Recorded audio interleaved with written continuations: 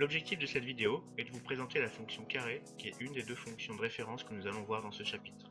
Donc abordons maintenant la première définition de la vidéo, qui est la définition de la fonction carré, qui est la fonction qui, à tout réel x, associe le réel x carré. Donc je vous rappelle que x carré est égal à x fois x.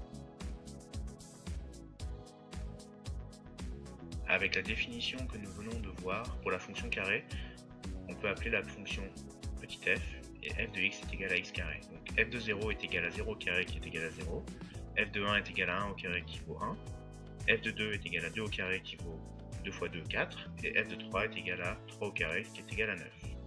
Donc on va aborder maintenant les nombres négatifs, leur image. Donc f de moins 1 est égal à moins 1 au carré, c'est-à-dire moins 1 fois moins 1 égale à 1. f de moins 2 est égal à moins 2 au carré, donc moins 2 fois moins 2 est égal à 4, et f de moins 3 est égal à moins 3 au carré, qui est égal à moins 3 fois moins 3, c'est-à-dire 9. Donc on obtient les mêmes images, vous voyez en rouge, en vert et en bleu. Passons donc à la courbe représentative de la fonction carré.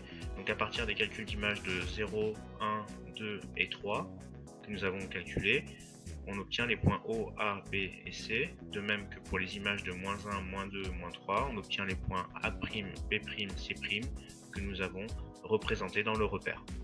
Relions les points déduits des calculs d'images précédents afin de dégager une allure de la courbe représentative de la fonction carré, que vous voyez maintenant en rouge.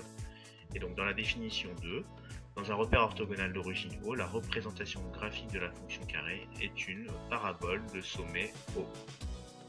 Toujours à partir de la courbe représentative de la fonction carré, on en déduit une première propriété qui est que dans un repère orthogonal, la parabole représentant la fonction carré est symétrique par rapport à l'axe des ordonnées.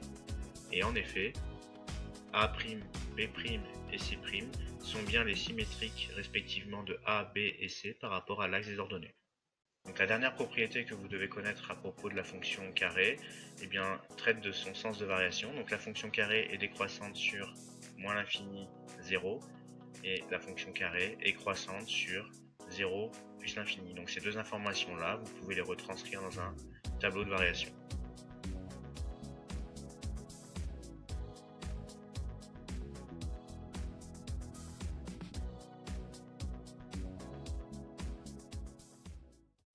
Created using Powtoon.